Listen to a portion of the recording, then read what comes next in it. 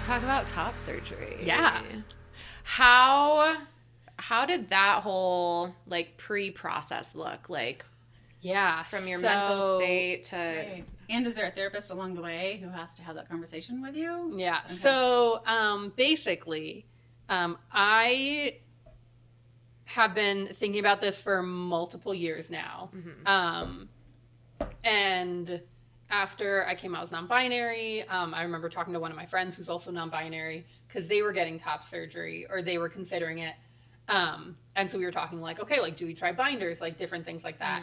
And so I bought a binder, which is, a chest binder. It binds your chest down. And the first time I put it on, I was like, oh my God, this is amazing.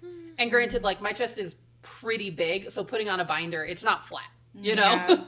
but like it gives you more of like a flatter shape and whatnot. And depending on what you're wearing, it can drastically change how you look. And then also like I could notice a difference in like how I felt about myself. So at first I was like, well, like I have this binder, maybe I'll like wear it when that feels right. Because there are certain days for me where like my dysphoria kind of fluctuates. There's some days where I'm a little more comfortable with my body, other days where I'm like very uncomfortable with it. It's never a point where I'm like, oh my gosh, I love my chest, I want to keep it, but it's the amount of discomfort I have with it kind of fluctuates.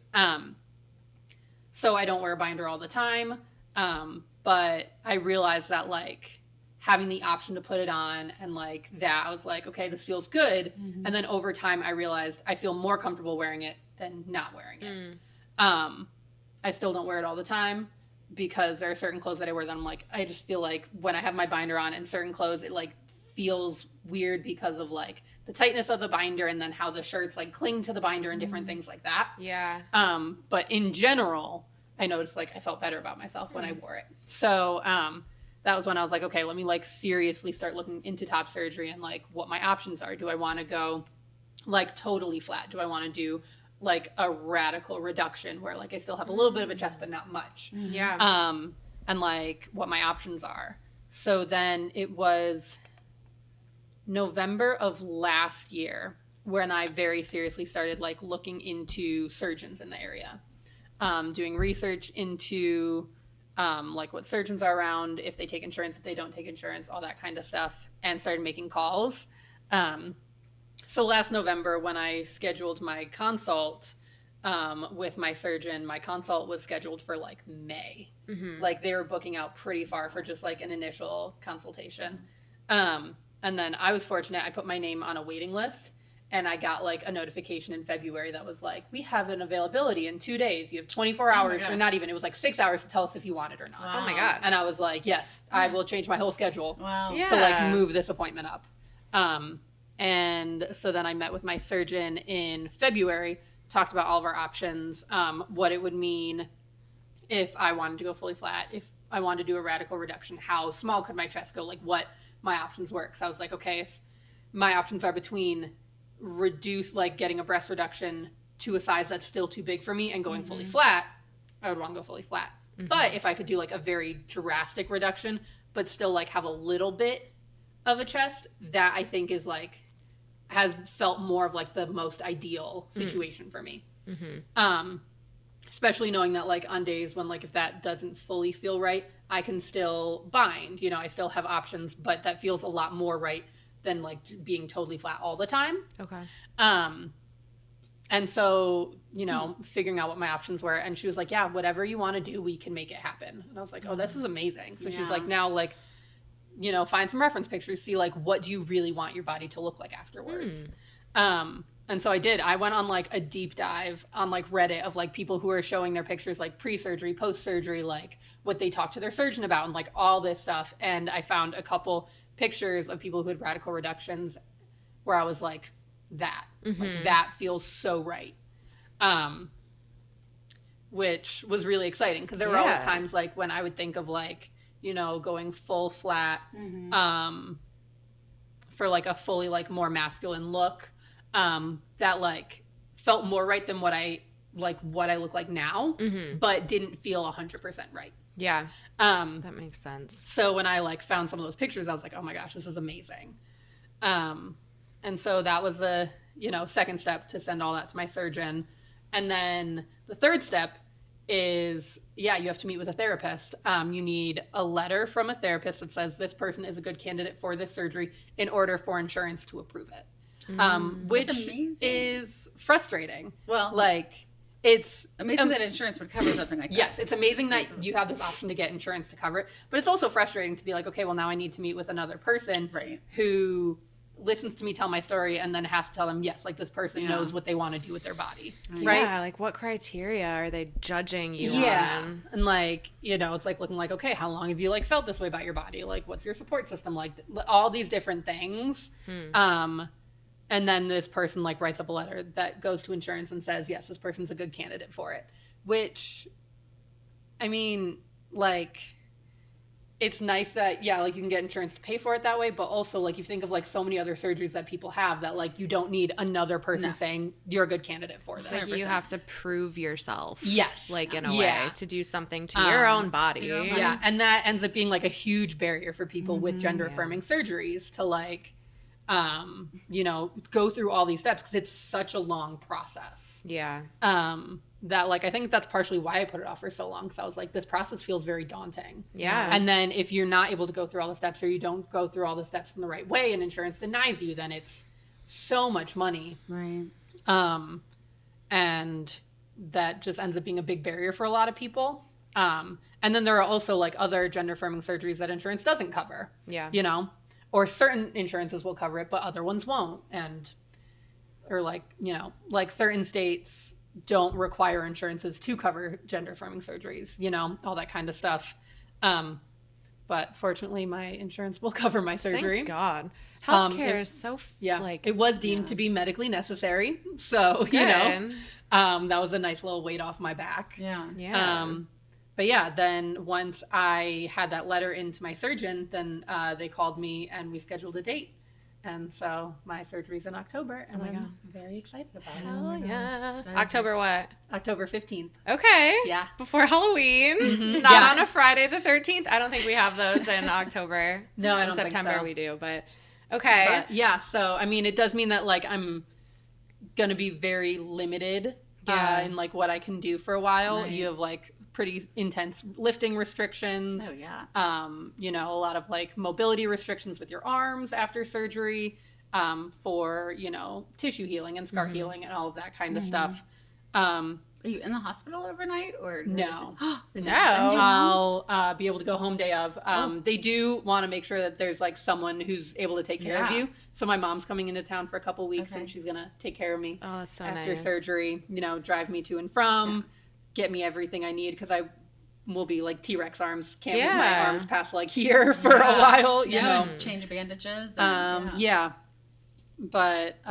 it's coming up and I'm getting very excited about it. This is, I feel like you need like a pre-party. Well, you're low-key, sorry. Sorry. No parties. I have had some friends be like, do you want a party? And I'm like, if I don't have to plan it, I wouldn't say no. But like... You know that there are plenty of people that will plan a party for you. But I mean, I'm just excited. Yeah.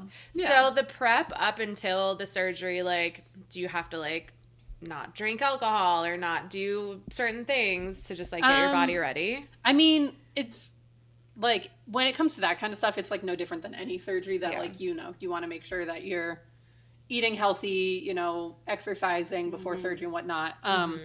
There has been people I've talked to that are like, the stronger your upper body is before you go into surgery, the easier your recovery is going to be, because you can't do a lot of things. Your muscles atrophy. So the stronger you are beforehand, the better position you're in. Okay. So I've been trying to bring in more like upper body workouts and that kind of stuff. Okay. And then the recovery after is like pretty, not intense, that's not the right word, but like the physical therapy of it all like is involved, right? Yeah. So, I mean, I don't know if they necessarily like require you, I don't think they require you to do like specific physical therapy, but there is like a protocol of like when you need like how many weeks before you can like get full, like start working on like your range of motion, how long before you can lift more than 10 pounds, how long before you can start doing specific activities. And then like within that, then you can start like building your range of motion back, building your strength back and all that kind of stuff. But I mean, it's pretty extensive. Yeah.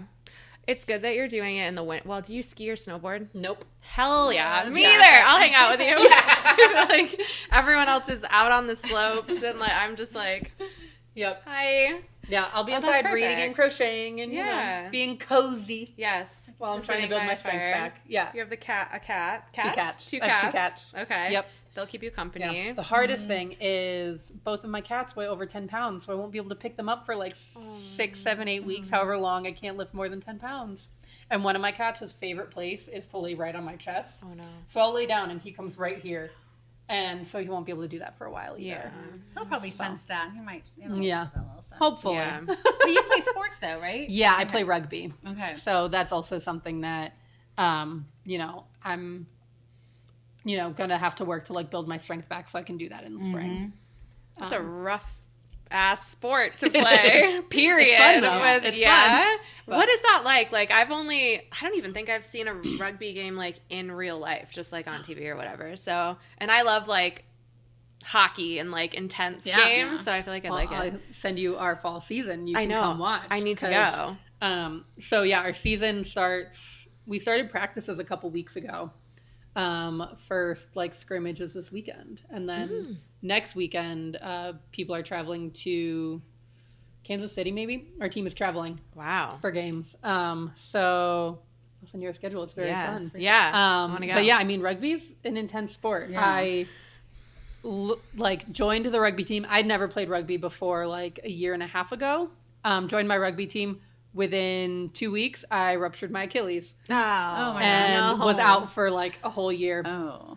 Was going back to practices once I was cleared, and then like one of the first times I played after that, I got a concussion.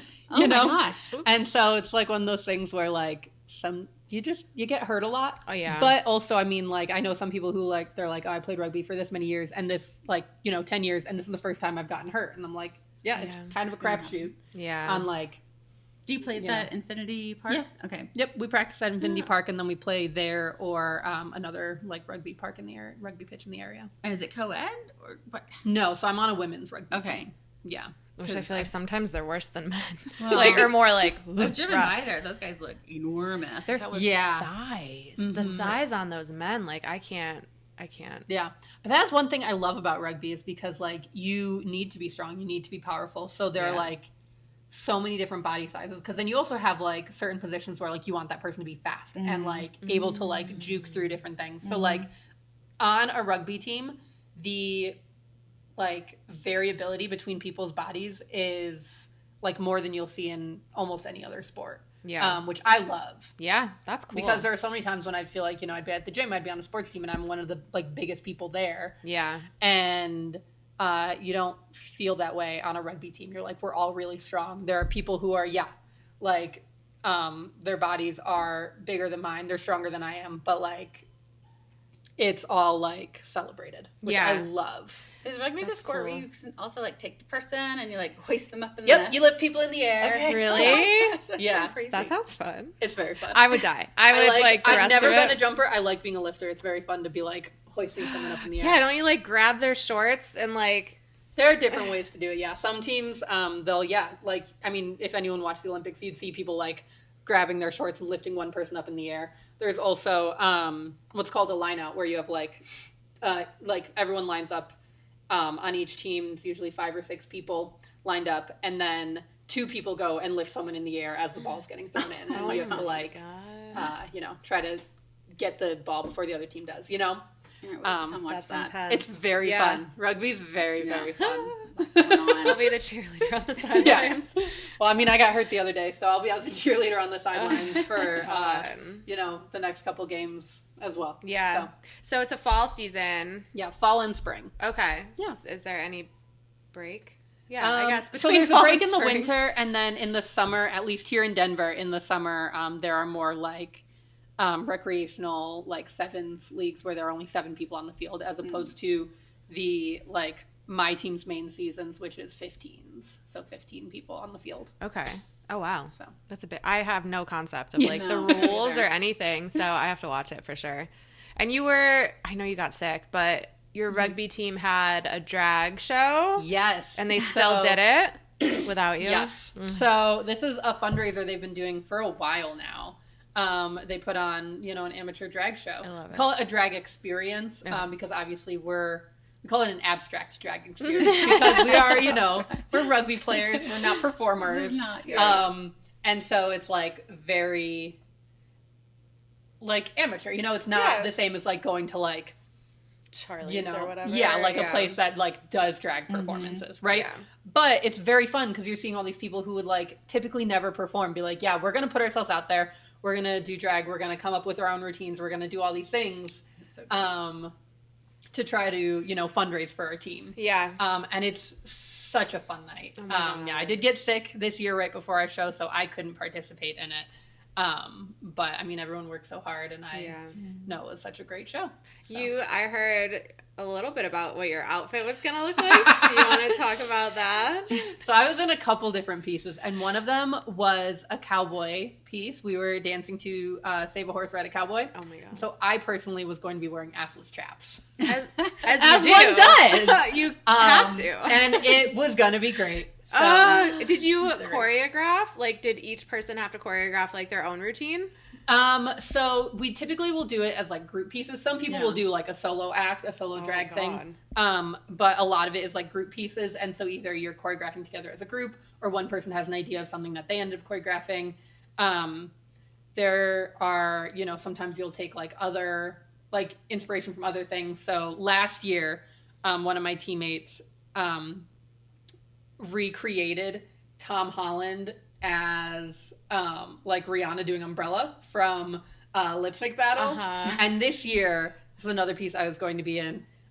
We did Wrecking Ball. So my teammate was being Anne Hathaway as Miley Cyrus doing Wrecking Ball. Oh, that's so good. So sometimes it's things like that. Yeah. And it's just, very fun. Kind of whatever ideas people have. And it's just so fun to see things come up and see people who, you'd like they would never perform for like anything else, but they're like, I'll do this. I will put myself out there for this team.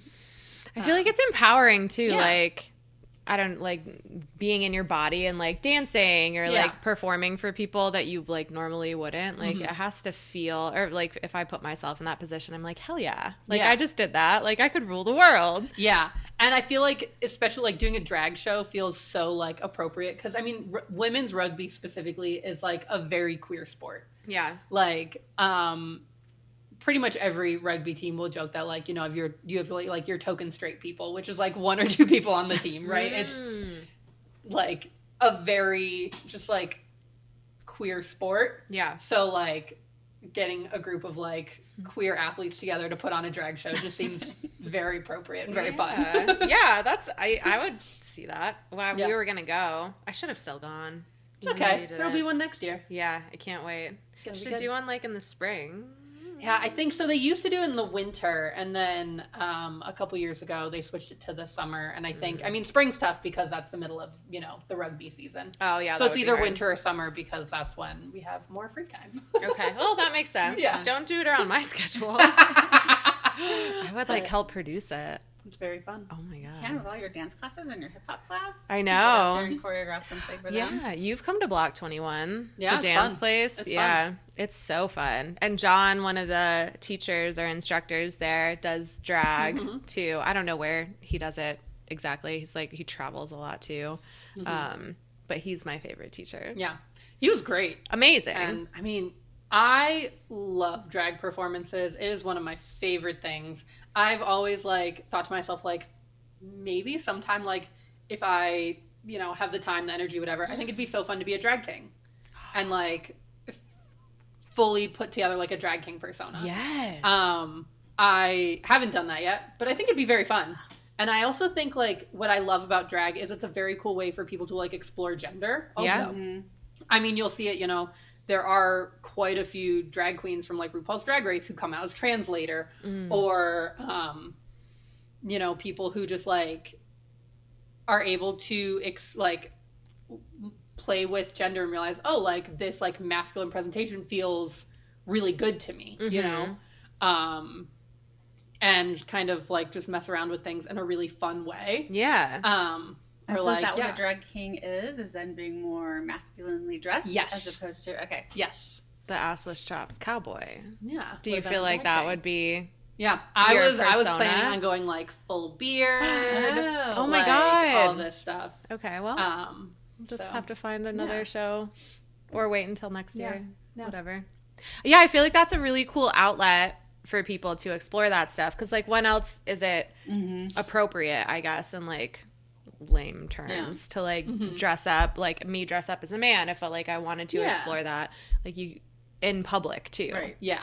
feel Yeah, like because I that's mean, cool. like, there's still like a lot of societal stuff around like someone who like presents as a man going out wearing a dress, or someone who society will perceive as a man who may or may not identify that way, Yeah. going out in public in a dress, right? There can be a lot of like ridicule for that kind of Yeah. stuff. And so yeah, I feel like it can be a safe space for people to do that. Yeah, I feel like that's important to have too. Yeah. Just with like how insane the world is, Mhm. period. Yeah. And lately. Mm-hmm. I've noticed a lot, and I don't know if it's Denver or just like 2024 or whatever. Everyone's just like, fuck it, I'm going to do whatever I want. I've noticed a lot of guys painting their nails, like getting full manicures. Yeah. And I'm like, I don't even do that anymore. I'm like, good for you. Like, your nails look better than me.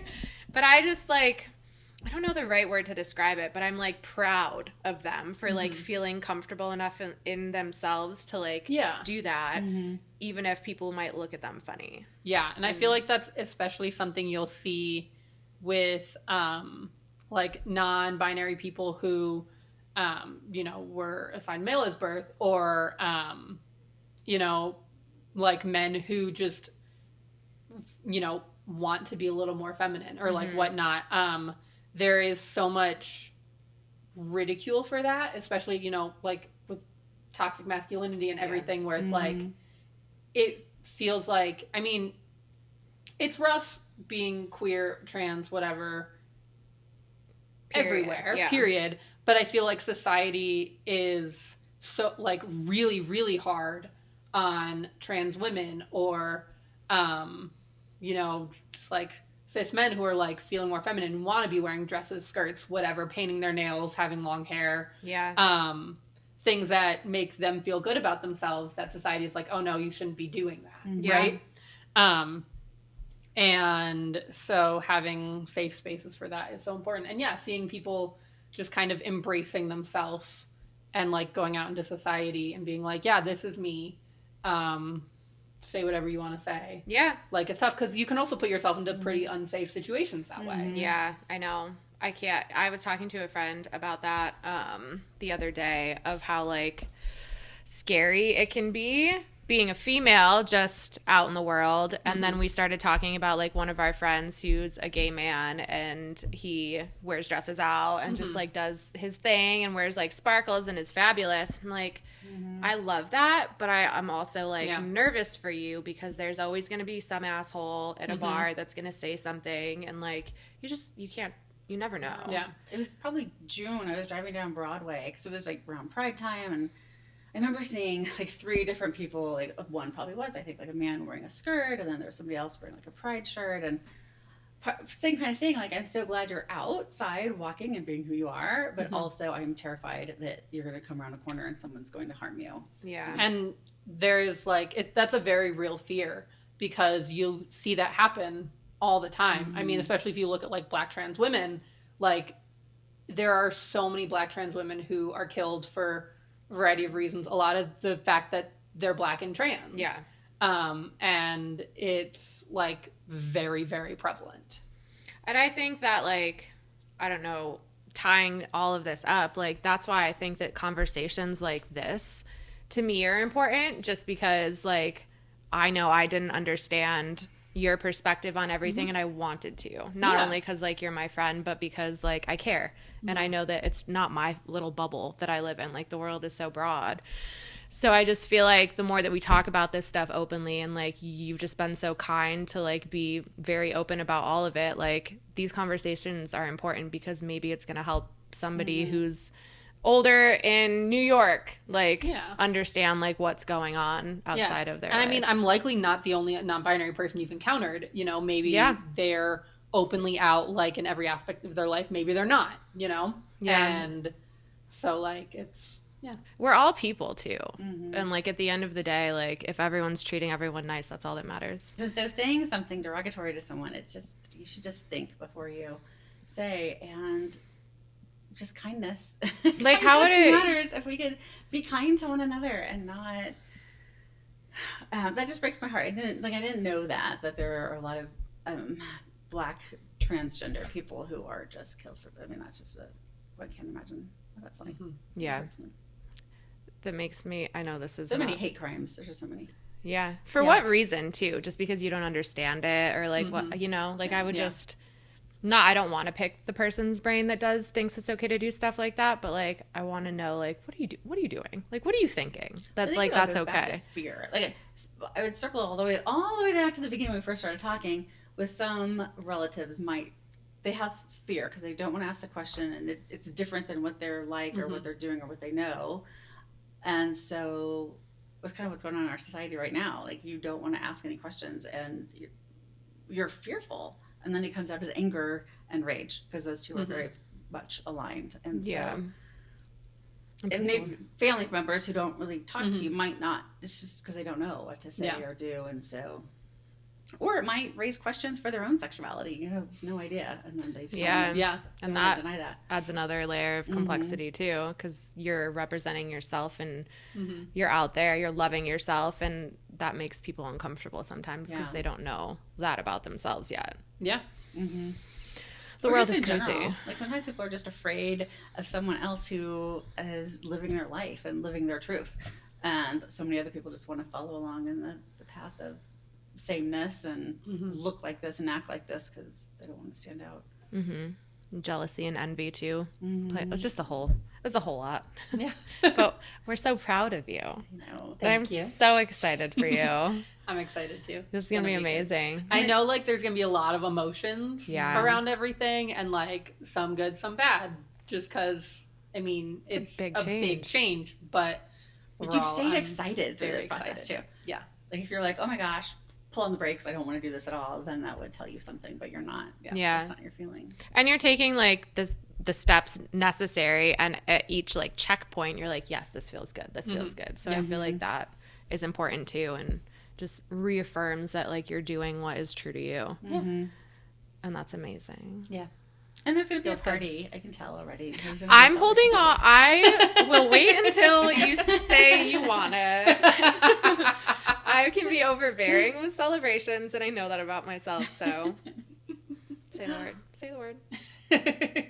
We'll talk. I'm just kidding. Love that. October will be here before you know it. It's really like spring and a new beginning. Yes. I love it. Just free as a bird. Yeah. Yeah. Okay, well, cheers. Cheers. Yeah, cheers. Oh, sorry, your purple tea's gone. I know. I got my water instead. Yay. Cheers to being our first freaking guest. Thank you for having me. This was so fun. Yeah. The most phenomenal guest, too. Like, I know. Where do you go from there? No. Oh, my gosh. I know. Everything's going to be lame. Just kidding. Yeah. And we'll have to talk after, too. Like, I'm curious to see, like, come, I don't know, January, February. Yeah. Like, how you're feeling and everything, too. Definitely. Because I think, again, like, yes, someone else will be going through that. And so let's follow up. I think that's a great idea. Yeah. How did that go? What were some of the things that went, preparing wise, or how you felt afterward, and what you would do differently? Full radical versus some, help people make their decisions too. Yeah. No, hopefully. Thank you for doing that. All of it. Thank you. Yeah. Thank you for being vulnerable and open and putting your stuff out there to all of our listeners. 5, but you know what? It might be 5,000 soon. Yeah. So. Oh yeah. You have to go in places. I just ran into a neighbor today who was like, "I put you and I saved you as favorites, and I'm listening to all of your episodes." Thank you. What? She goes, "Oh, I guess I should have told you that a while ago." I'm like, yes. Listen, rate, review, or whatever. I don't even know. Subscribe. Yeah. Review. Just hug me when you see me is all I ask. That's all I want. Thanks, Elena. Okay, yeah, thank you. We love you. Right. We already cheers. I'll stop. Right. Okay. Bye. Bye. You always have a seat at our table. Always have a seat at our table. Yes. Okay. And that's a wrap of another episode of Bring Something to the Table. We hope you enjoyed diving into the wild world of candid conversations with us. Remember, you can catch all of our episodes on your favorite podcast platform. And if you love what you heard, don't forget to subscribe, rate, and review. Your support means the world to us. So until next time, keep embracing the messiness of life, keep seeking those shared experiences, and always remember, you deserve a seat at our table. bye. Bye.